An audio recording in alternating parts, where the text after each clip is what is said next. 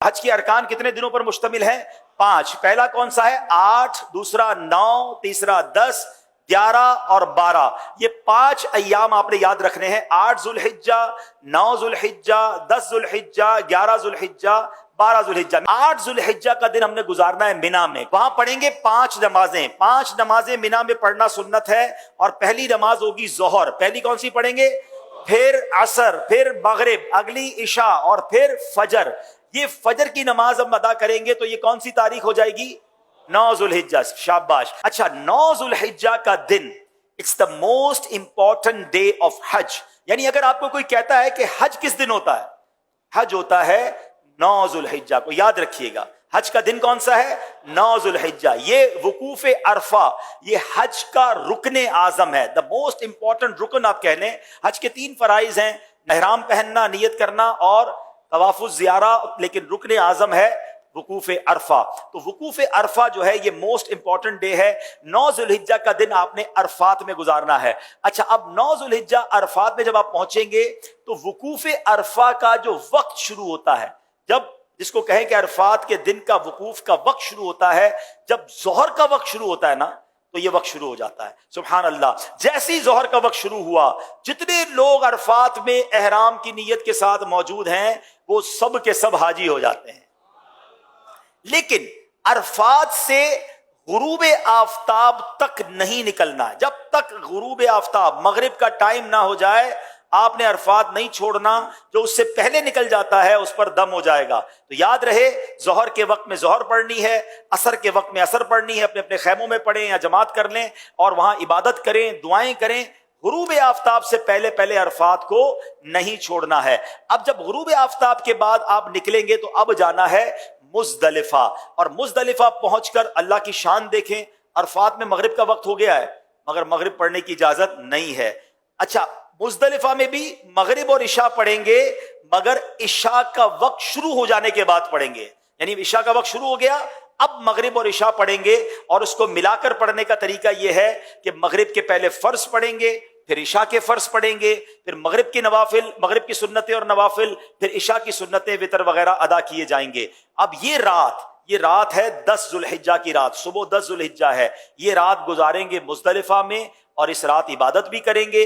और यहां फजर की नमाज पढ़ना या फजर के वक्त में यहां होना जरूरी है, क्योंकि मुजदलिफा का जो वकूफ का वक्त है ये जब शुरू होता है कि जब फजर का वक्त शुरू होता है। अच्छा, अब सुबह हो गई।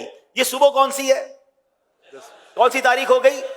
10 जुल्हिज्जा। पाकिस्तान में क्या होता है? कौन सी ईद होती है?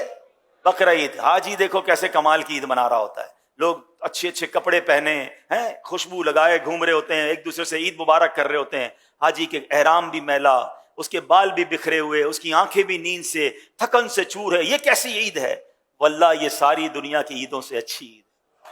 हाय हाय, क्योंकि अल्लाह को ये मैला कुचैला हाजी बड़ा पसंद है। आज ईद का दिन है और हाजी को 3 काम करने हैं। 10 जुल्हिज्जा को 3 काम करने हैं और ये तीनों काम एक तरतीब से, सीक्वेंस से करना बड़ा जरूरी है। ठीक है, याद रखिएगा।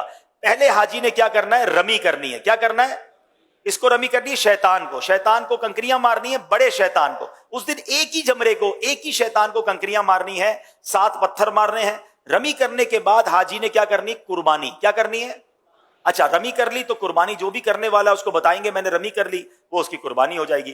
कुर्बानी हो गई तो उसके बाद हाजी ने हलक करवाना है या कसर करवाना है, तकसीर करनी है, बाल उतरवाने हैं। अब वो एहराम से फारिग हो गया। जनाबे वाला कितने दिन हुए हैं?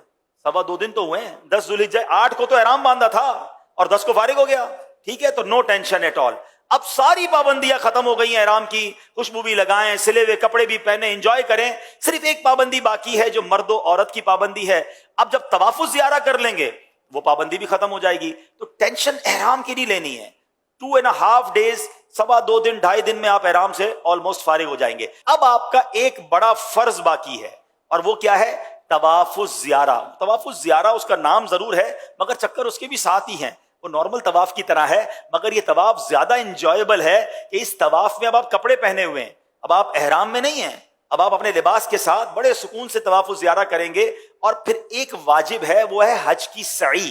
तो तवाफुज ज़ियारा और सई आपने करनी है। तवाफुज ज़ियारा का जो टाइम है वो 10 को भी कर सकते हैं, 11 को भी कर सकते हैं, 12 की गुरूब आफताब से पहले पहले करना है। तीसरी ईद को मगरिब की नमाज का वक्त शुरू होने से पहले पहले किसी भी वक्त तवाफ़ुल ज़ियारा किया जा सकता है, ठीक है। और जो सई है, जो तवाफ़ुल ज़ियारा के बाद करने वाली हज की सई है, वो आप कभी भी कर सकते हैं, 12 के बाद भी कर सकते हैं, लेकिन आप बेहतर है कि तवाफ़ुल ज़ियारा के साथ कर लें ताकि एक चीज कंप्लीट हो जाए। अब 11 और 12 ज़ुल्हिज्जा में दो मजीद आपने काम करने हैं। वो क्या करने हैं? आपने जमरात की रमी करनी है और उसमें 3-3 शैतानों को कंकरियां मारनी हैं और हर शैतान को 7-7 कंकरियां मारनी हैं। तो जब 3 शैतानों को 7-7 कंकरियां मारेंगे तो कितनी मारेंगे? 21 कंकरियां 11 ज़ुल्हिज्जा को भी मारेंगे और 21 कंकरियां 12 ज़ुल्हिज्जा को भी मारेंगे। Very good. अच्छा, अब 11 और 12 में जमरात की रमी का वक्त शुरू कब होता है? याद रहे, जैसे ही जोहर का वक्त शुरू होता है ना, जमरात की रमी का वक्त भी शुरू हो जाता है। तो जोहर के बाद से लेकर अगले दिन सुबह सादिक तक आप कभी भी रमी कर सकते हैं। चले जनाब, हज के 5 अय्याम पूरे हो गए। अब भी खुद भी याद कर लो, दूसरे हाजियों को भी बताना।